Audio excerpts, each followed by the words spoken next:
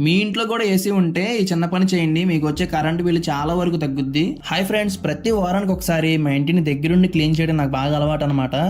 అదే క్రమంలో ఈరోజు ఏసీ క్లీన్ చేద్దామని చూస్తే ఏసీ ఎయిర్ ఫిల్టర్లు అయితే చాలా డస్ట్ పట్టేసి ఉన్నాయి. సో ఇలా డస్ట్ పట్టడం వల్ల ఏసీ అనేది ఎక్కువ పవర్ అనేది తీసుకుంటుంది అనమాట. కంప్రెసర్ మీద కూడా ఎక్కువ పవర్ పడుద్ది. అప్పుడు మన కరెంట్ బిల్లు కూడా ఎక్కువ వస్తుంది. సో అందుకే మనం ప్రతి వారానికి ఒకసారి కానీ 2 వారాలకు ఒకసారి కానీ కంపల్సరిగా ఈ మ్యాట్స్ అనేవి తీసి క్లీన్ చేసి పెట్టుకోవాలి. సో ఇక్కడ చూడండి, మా ఏసీ కొని జస్ట్ 3 వీక్స్ అవుతుంది. అప్పుడే ఎంత డస్ట్ పట్టేసిందో.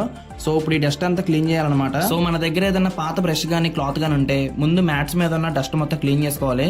ఆ తర్వాత వాటర్ తో శుభ్రంగా మ్యాట్స్ ని కడుక్కోవాలన్నమాట.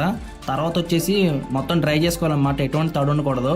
సో ఇప్పుడు చూడండి ఎంత నీట్ గా ఉందో మెస్ అనేది. సో ఎటువంటి డస్ట్ అంటూ లేదు. ఇంకంతేనమాట, ఫినిష్ అయిపోయినట్టే. సో మనం ఏసీకి ఎలా తీసామో అలా బిగించుకుంటే సరిపోద్ది.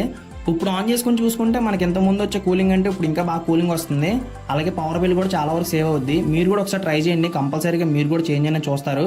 మీకు కూడా పవర్ బిల్ చాలా వరకు సేవ్ అవుద్ది.